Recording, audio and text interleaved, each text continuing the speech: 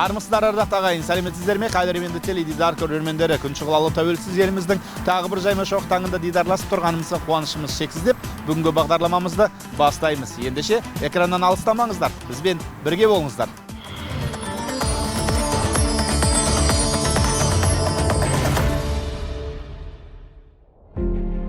Елімізде ұлтаралық татулықты нығайту тәуелсіздік алған алғашқы жылдарынан ақ саясат дәрежесіне көтерілді. Бұл әрине жергілікті ұлт пен ұлыстардың арасындағы туыстық және сыйластық байланыстардың жандануына қызмет етуде. Mana oxirgi yillarda aynan millatlararo munosabatlar va xorijdagi vatandoshlar masalalari bo'yicha juda katta tizimli ishlar, o'zgarishlar amalga oshirdi. Bir so'z bilan aytganda, jahon hamjamiyatida O'zbekistonning aynan mana shu sohada o'ziga xos tizim yaratilganligini aytib o'tish kerak. Bu so'nggi yillarda aynan millatlararo munosabatlar sohasida davlatimiz rahbari tomonidan 80 dan ortiq normativ huquqiy hujjatlarni qabul qilinganligi va xalqaro hamjamiyat oldida o'ziga xos imijga ega ekanligi bu butun xorijiy ekspertlar tomonidan baholanmoqda.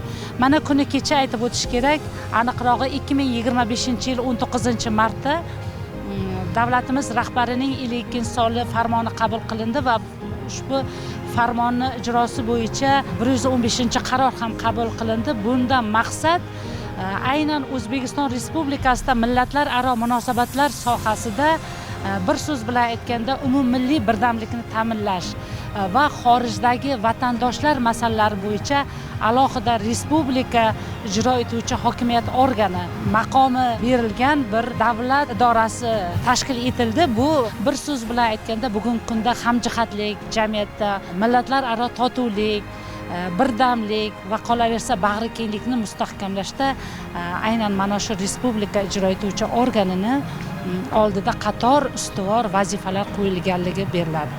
Bu farmonni qabul qilinganligi bir so'z bilan aytganda aynan mana shu sohada tubdan isloh qilinganligini ko'rsatadi. Соңғы жылдары Қазақстан мен Өзбекстанның арасындағы достық арқаулары бұрынғыдан да нығайып, ғасырлар сынында сүрленген бауырлас халықтардың ынтымақтастық байланыстарының жаңа сарыны старт алды десек, әсте қателеспейміз. Біздің өткізіп атқан барлық мәдени іс-шаралар, мәріфи іс-шаралар, сонымен бірге мынау саяси және қоғамдық іс-шаралардың барлығы екі мемлекет арасындағы, екі халық арасындағы байланыстарын дамытуға үлкен септігін қосып отыр. Бұл дегеніміз, міне осыны біз құрметпен айта аламыз. Өткен жылы 8 тамыз күні Астананың төрінде Мір Әлишер Науайының үлкен бір хайкалын, ескерткішін ашылғанның өзі қазір халықтың арасында бір жақсы ниеттерді, сөздерді болып атқанын көріп отырмыз. Ал сонымен бірге міне Отырар қаласында міне өткен жылы Арыстанбаб кесенесінің қасында Сайыпқыран Әмір Темірге бір кешен, мемориал кешенін ашып берді. Міне осының барлығы жақсылыққа алып келіп жатыр. Сондықтан да біз міне Қазақстан өзбектері достық қауымдастығы, сонымен бірге мен сол халықаралық Әмір Темір қорының Қазақстан Республикасындағы бөлімі төрағасы ретінде осы барды келділерін жақсартып, екі халықты, яғни ет пен тырнақтай болып кеткен халықты тағы да мәдениетін дамытуға, олардың салт дәстүрлерін дамытуға ағайынды екендігіне біз алып келуіміз керек. Бұл менің алдыма қойған міндетім. Мені көріп тұрсыздар, менің көксімде Өзбекстан Республикасы президентінің парманымен алынған достық ордені. Бұл деген сөз маған тағы бір рет үлкен зіммәмә жүк. Бұл екі елді арасын бірдей ұстап, жіпті жақсы байлап, бұны нығайту достықты. Мемлекетіміздегі барлық ұлттардың ұлттық құндылығын құрметтеу заңды түрде нығайтылып, олардың салт дәстүр және әдет ғұрпын дәріптеуге, насихаттауға, тіпті ана тілін сақтап дамытуға қажетті жағдай жаратылған. Өзбекстан Республикасында 361 мектебіміз қазақ тілінде алып барып жатыр. Олардың бәріне біз мән беріп, олардың оқулықтарына дейін қарап жатырмыз. Қазақстан отандастар қорына да рахмет. Осы Өзбекстандағы жасап жатқан қазақтарға қамқорлық жасап, бишілер тобын, домбырашылар тобын ұйымдастырып, оларды еңбек ақысын төлеп тұрғанына да өз ризашылығымызды білдірмекшіміз. Қолдан келген барлық жәрдемін аямай жатыр.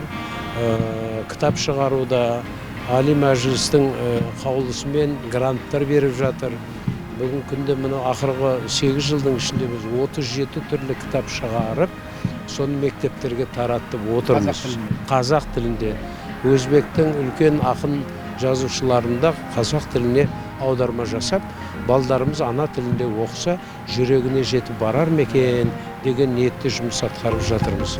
Өткен ғасырдың алғашқы ширегінде бой көтерген бұл киелі қара шаңырақтан осы уақытқа дейін бірнеше академиктер, ғылым докторлары мен кандидаттары, сондай-ақ өз саласының білгір мамандары білімлерінен сусындады. Қазірде қазақ балалары өз ана тілінде білім алатын бұл мектеп қазіргі заман талабына толықтай жауап береді. Бірінші қандай бөлігі? Бүтін бөлігі. Қайсы пішінде жарты бөлігі берілген? Тәтті, төрттен бір бөлікке бөлінген. Мектебіміз 1924 жылы негіз салынған. Мектебімізде негізгі оқу пәндерімен қосымша үйірме жұмыстары да барлық нелер толық ұйымдастырылған. Бұл мектеп қазақ тілінде білім алады. Негеден Қыбырайда мына қазіргі уақытты білесіздер 6 мектебіміз бар, толық қазақ тілінде оқытылады. Соның бірі 39 санды мектеп. Мемлекеттің президенті өте үлкен рахмет айту керек. Мына 7 тілде мектепті ашылған. Соның бірі қазақ тілінде біздің мектеп. Қала берсе осындай 7 тілде мектептер оқылып жатыр. Бұл республикамыз бойынша. Оқулық мәселесі бойынша айтқан болсақ, кітаптар толық жеткілікті. Толық өзімізде аударылып, пәндердің бәрі үйретіліп жатыр. Еліміздегі мектептер 7 тілде білім беріледі. Өзбек, орыс, тәжік, түркмен, қарақалпақ, қырғыз ұлттарының қатарында қазақ балалары да өз ана тілінде білім алып жүр. Айта кетерлік бір жайт, оқу жылының 3-ші тоқсанынан бастап үкіметтің арнайы тапсырмасы негізінде әр ұлт балалары өздерінің ұлттық киімдерін киіп мектептерге келіп жүр. Өткен жылы Жадыгерова Гаухар деген қызымыз 5-ші қыздар тобын ұйымдастырды. Қазір күнде бір 20-дан асық оқушыларымыз бар. Бұл қыздың еңбегі өте жоғары бағаланып отыр. Түрлі мектептегі болған үйірме жұмыстар бола ма, көркем несін бәрін сол апайдың қолында болады. Мен өте қуаныштымын. Бұл қызымыз барлық ұлттық ойындарды үйретеді.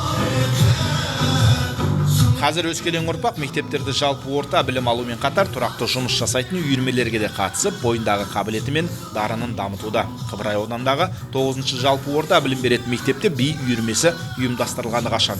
Гаухар Жадыгерова басшылық ететін аталмыш үйірмеде қазақтың қаракөз қыздары түрлі ұлттардың билерін нақышына келтіре мың бұрала билеп жүр. Радио телевидениеде ұйғыр ансамблі құрылған, шunda bir 30-40 адам bo'lgan, ularning orasida yosh qizlar, raqqosalar, ashulachilar juda ham ko'p edik. Endi shularning orasida Gavhar qizim bo'lgan. Bu Gavhar qizim o'zi qozashka bo'lsa ham, shu Uyg'ur raqsiga qiziqib, menga shogirdlikka kelgan. Undagi talant, undagi bir chiroyli tabassum meni o'ziga tortgan. Endi Gavharninki mana tanavar, munojat, Uyg'ur raqslari, hamma raqslarni juda qoyillatib o'ynab, meni juda ham bir xursand qilib kelgan. Hozir mana o'zi maktabda yosh qizlarni tarbiyalab o'stiryapti. Ular mana katta festivallarga chiqishdi, konkurslarga borishdi, juda ham oliy o'rinlarni egallab, hozir juda ham qizg'in mehnat qilyapti. Men ko'rib har doim xursand bo'laman. Gavharga omad tilayman. O'zidagi bor talantni yoshlarga o'rgatib, xalqimizni xushnud qiladi degan umiddaman.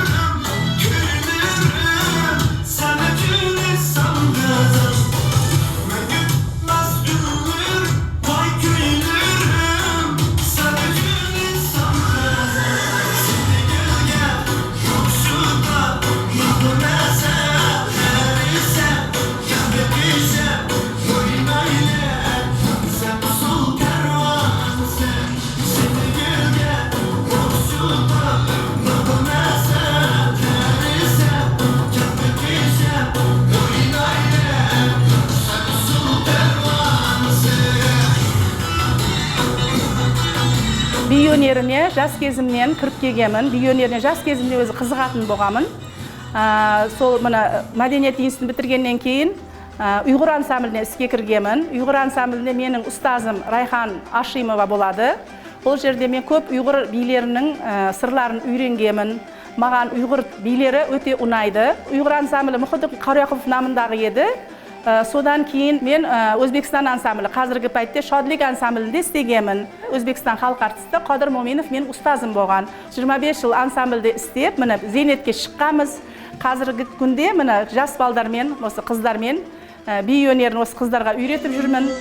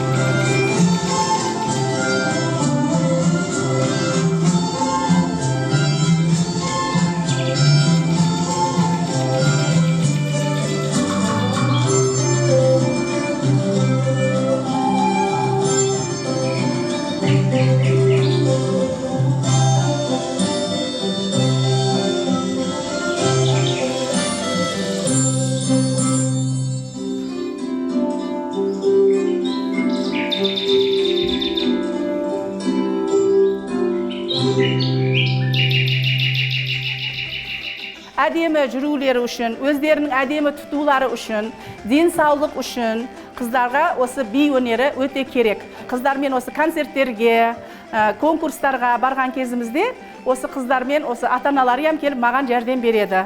Қыздарымыз Наурыз мерекесінде, Мұстақылық мерекесінде қазір міне үлкен конкурстар болып жатыр. Сол конкурстарда біз бас жүлделерді алып, қыздарымыз танылып қалды. Көбінше біз қазір көбірек өзіміздің қазақ биін осы қыздарымызға үйретуге әрекет істеп жатырмын.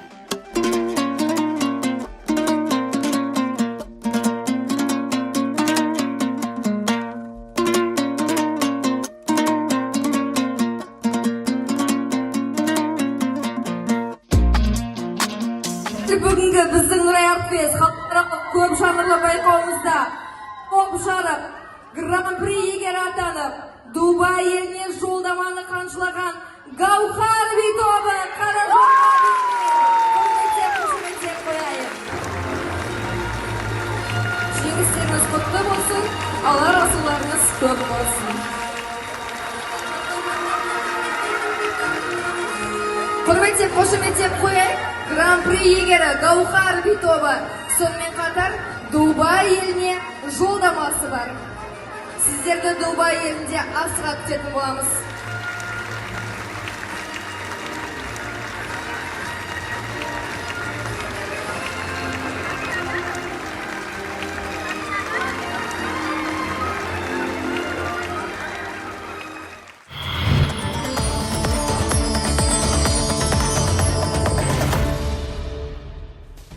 Соңғы жылдары елімізде қазақтың ұлттық тағамы ет трендте. Ташкент төрінен басқа ауылдық жерлерде де арнайы отау тігіліп, ол жерде жайылған ақ дастарханға табиғи ет тамағымыз тартылуда. Қыбырайлық іскер ағайындар домалатып жүрген кәсіп жергілікті халық үшін де, қазақтар үшін де зор мақтаныш. Қазір қазақтың ұлттық құндылығы насихатталып жатқан бәйтерек асханасына шет елдерден де арнайы келушілер бар. Бұл өз кезегінде ішкі туризмнің дамуына зор септігін тигізеді.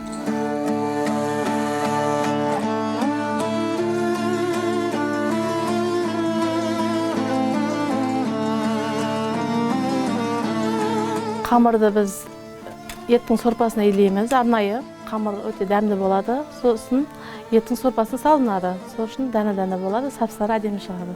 Қамырды сол еттің сорпасына илеп аламыз.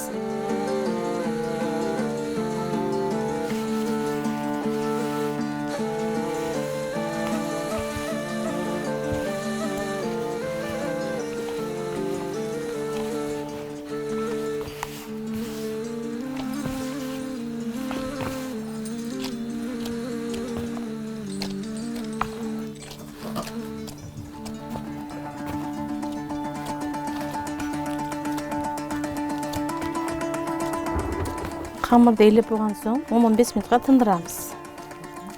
Соғыла қылып тындырып қоямыз.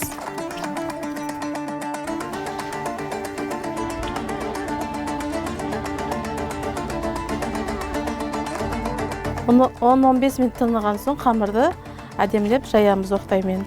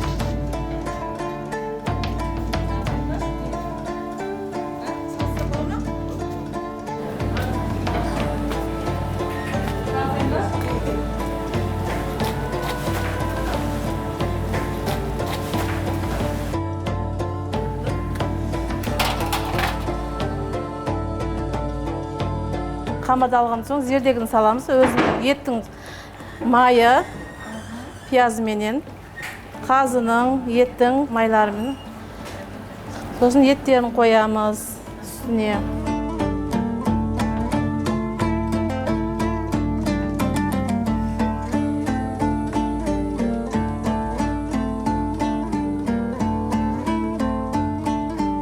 Міне қазақтың ұлттық ет тағамы дайын болды.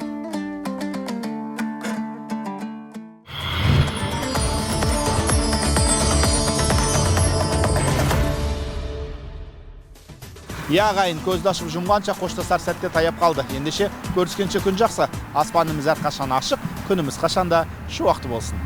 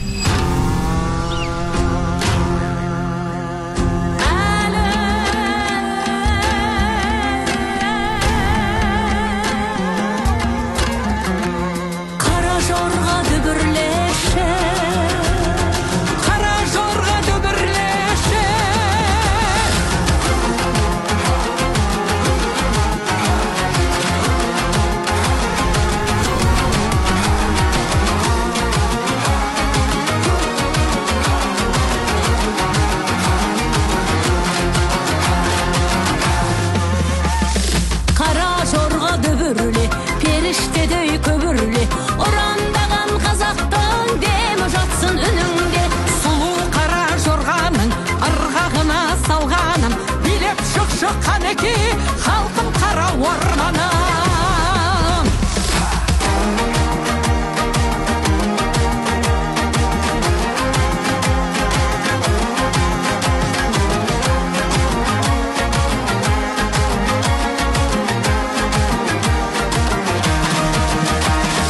Alaş jurtum aybarlım, babalarım kaynarlım, mümkün etken barlığın azatlıktan aynaldım.